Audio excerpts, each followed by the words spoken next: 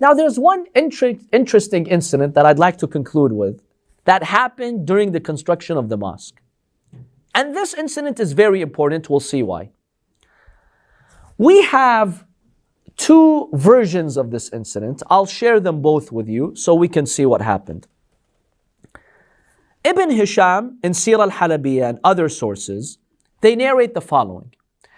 They say Uthman ibn Affan was there during the construction. Uthman was very peculiar about the neatness of his clothes. He did not want any dust to collect on his clothes.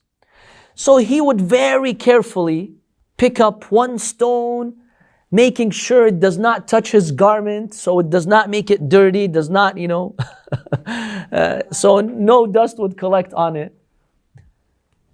And that's how he would contribute to building the mosque. Imam Ali alayhi salam passes by him and he sees him in that state. The Prophet himself he's got dust on his clothes.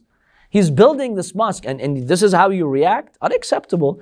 So the Imam alayhi salam read these following lines of poetry. He said, لا يستوي من يعمر المساجد يدأب فيه قائما وقاعدا ومن يرى عن التراب حائدا.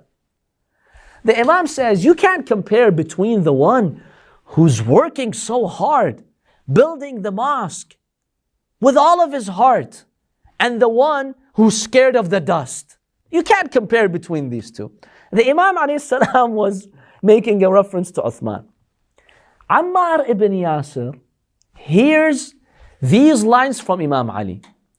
Ammar does not know who the Imam was referring to. He just heard the line from the Imam, but he did not know who the Imam alayhi salam was referring to. He's like, you know what? I like these lines of poetry. Let me recite them.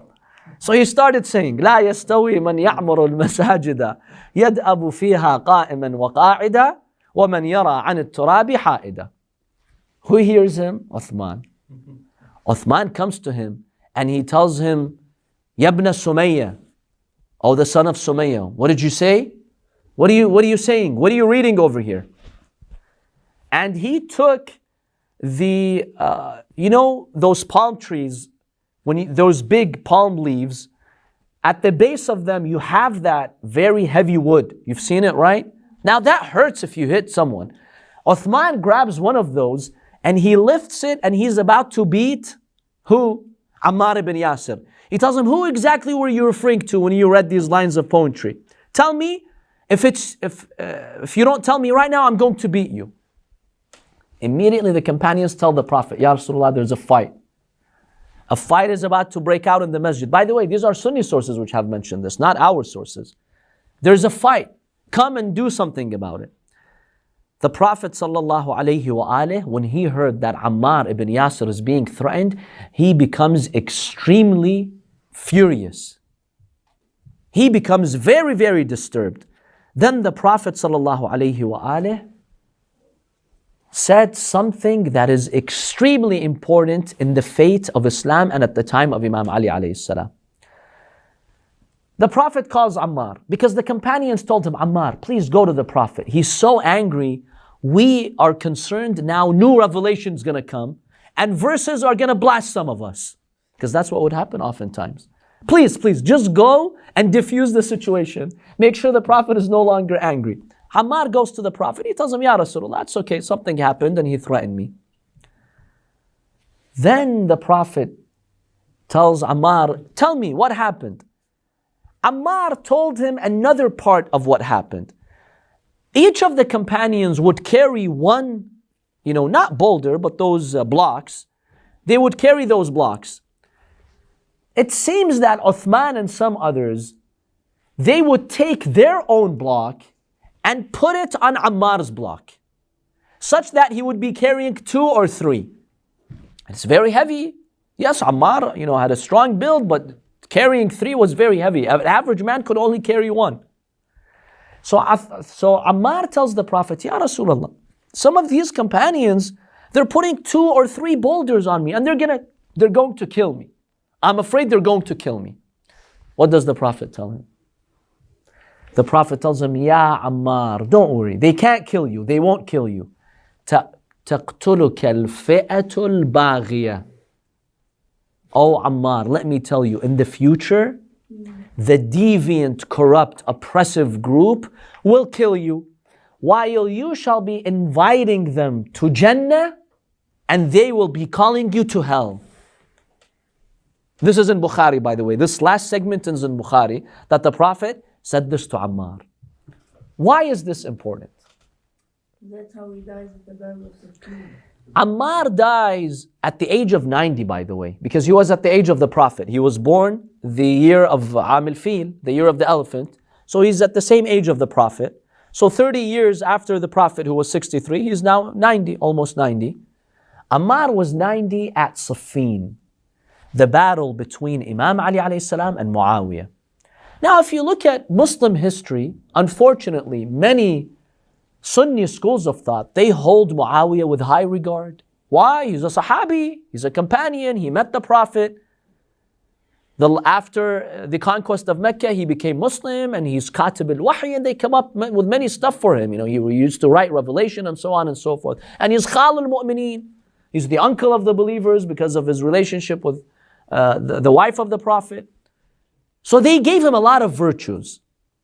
This hadith, which is in Bukhari, so they cannot reject, this hadith poses a dilemma. The Prophet told Ammar, oh Ammar, the evil ones, the people of hell, they shall kill you. Ammar died at Siffin. He was fighting with Imam Ali alayhi salam. He was fighting who? Muawiyah. He is killed at the Battle of Siffin. You know, Muawiyah, this statement that the Prophet said to him was like a trophy that he would carry in his lifetime, all the time. In fact, you know what companions would say? They would say, whenever we would get confused, who's on the right path and who's not, we look at Ammar. Who is he following? Because the Prophet gave him that guarantee he's one of the people of heaven, and that the people of hell shall kill him. So this was extremely important in the life of Ammar, and in demonstrating that Imam Ali ibn Abi Talib alayhi salam was on the right path. That's why when Ammar was killed at Siffin, you know, many people were confused at Siffin. Who's on the right side? There was propaganda. Many had been brainwashed. People really sometimes did not know, is Imam Ali on the right path or is Muawiyah on the right path? Who's the aggressor here? As soon as Ammar ibn Yasir is killed at the Battle of Siffin, many people join Imam Ali alayhi salam. They're like, that's a clear sign. Ammar was killed in this battle, and the companions have witnessed that the Prophet in Medina said to Ammar that you will call to the path of heaven, and they, your killers, are calling to the path of hell, and al-fi'atul baghiyah, the deviant, oppressive group shall kill you. That actually shed a lot of light on who was on the right path. So this incident is extremely important when we look at the life of Ammar ibn Yasir and the statement that the Prophet ﷺ made to him. Now this is one version of the event. Some scholars have not accepted this version. They accept a slightly different version. Why? Some of them say Uthman ibn Affan was in Habasha when the Prophet migrated. So how did he get to Medina so quickly? By the time the news would reach the people in Abyssinia, Ethiopia, that the Prophet had migrated, and they would come back to Mecca, get their belongings, and then go to Medina. That takes a lot of time. So this probably was a different Uthman. Some have stated it could have been Uthman ibn Mad'un, who had this like skirmish with Ammar ibn Yasir, and the Prophet said what he said. My personal take on this is that it's very likely that it is Uthman ibn Affan, because sources indicate the construction of the mosque, some of them indicate took about 7 months to a year. So the Prophet spent about 7 months in the house of Abu Ayyub al-Ansari before the mosque was constructed and before the rooms of the Prophet were constructed. Because the Prophet, when he was establishing the mosque, he was also what? He was also building his house, which was right by the mosque, such that the Prophet would open his door and you would enter the mosque area. And the other companions did the same. Later, the Prophet, of course, banned them from opening their door to the mosque, except Imam Ali alayhi salam, as we shall see. Only he had the right to enter the mosque from the main door.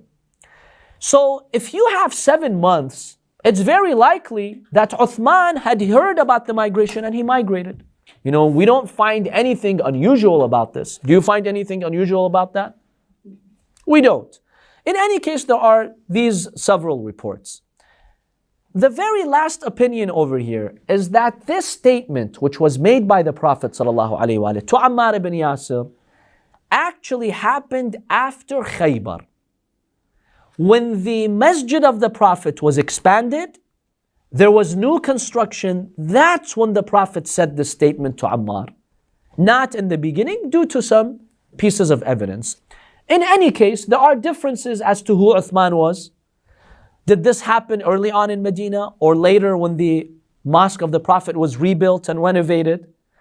But what we know is that Sunni and Shia have both narrated that the Prophet said this very powerful, important statement to Ammar ibn Yasir. And this is proof and testimony that Ali ibn Abi Talib alayhi salam was on the right path. Because Ammar ibn Yasir died on the side of Imam Ali. In fact, you know what Amr ibn al-As did? There was a leader of the Syrians, a man by the name of Dhul Kila' al-Himyari. This guy with 20,000 people had come to support Muawiyah at the Battle of Siffin. And Muawiyah was highly counting on him. He hears that Ammar ibn Yasir has been killed. So he stops. He's like, wait a minute. I've heard that the Prophet said this about him. That means Ali is on the right path. Not Muawiyah. Amr ibn al-As, he was the aide of Muawiyah. He was that very cunning, sly, deceitful person. He comes to him. He tells him, why are you withdrawing your support? He's like, well, Ammar ibn Yasir, he's died. And he's fighting with Imam Ali alayhi salam against you guys. And that's proof that you are on the batil, on the wrong path, not him. He tells him, no, this is wrong information. He tells him, what do you mean wrong information? Didn't the Prophet say it? He couldn't deny it. Amr ibn al-As said, yes, the Prophet said it. But Ammar is not even present in the battlefield. He didn't die. Ammar is somewhere else. He's like, no, that can't be the case. I heard from a lot of people that Ammar ibn Yasir is in the army of Imam Ali and he just got killed. He's like, no, I swear to God, he's not in the army of Ali. He's not even participating in the battle. So this guy, Dhul Kila, he's like, you know what? Let me go and find out for myself. He goes, investigates, he sees, no, Ammar has been killed. Right before he goes to his 20,000 soldiers and he tells them to withdraw, he mysteriously is killed. He's gone and nowhere to be found. They get rid of him. They eliminate him so he doesn't mobilize his army. Because had that happened, Muawiyah would have definitely lost at the Battle of Siffin. In any case, Ammar ibn Yasir was this amazing companion of the Prophet who even through his death, he supported Imam Ali. And he demonstrated to the people that Imam Ali ibn Abi Talib was on the right path.